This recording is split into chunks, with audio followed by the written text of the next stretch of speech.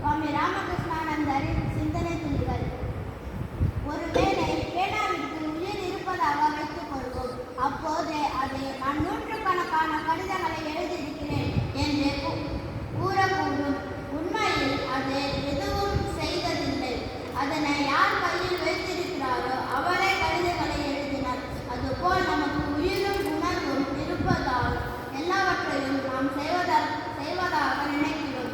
உண்மையில் எப்படி நமது கையில் பேனா ஒரு கருவியாக இருக்கிறதோ அதுபோலவே எல்லாம் வல்ல எம் பெருமானின் கைகளில் நாம் வெறும் கருவி மட்டுமே. அவரே அனைத்தையும் செய்கிறார்.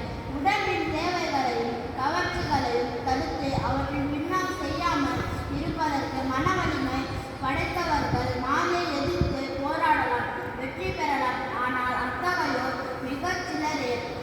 மற்றவர்கள் இறைவனின் திருப்பாதங்களில் சரணடைவது மட்டுமே செய்யத்தக்கது.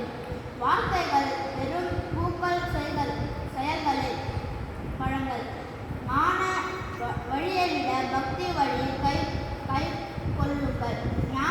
ஞானி தனது சொந்த சக்தியை மட்டுமே நம்பி கடவுளை தொட வேண்டியிருக்கிறது. அவனுக்கு வேறு எந்த உதவியும் இல்லை. ஆனால் பக்தனுக்கோ கடவுளை நேசிப்பது ஒன்றே போதும். அந்த கடவுள் அவனது பக்திக்கு கட்டுப்பட்டு தானாகவே பக்தனின் முன் தோன்றுகிறார். கடவுளை நேசி, கடவுளுக்கு சேவை செய். ஆழ்ந்த சிந்தனை, தியான உணர்வோடு கூடிய ஆராய்ச்சி, தேடல் ஆகியவைதான் உண்மையான ஆன்மீக முன்னேற்றத்திற்கு வழிகள்.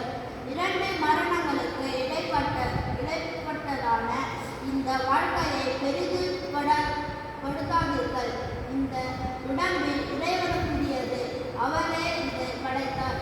அவர் இதை வைத்து என்ன விரும்புகிறாரோ அதை செய்து கொள்ளட்டும். ஒரு கெட்ட பழக்கத்தை விட வேண்டுமானால் அதை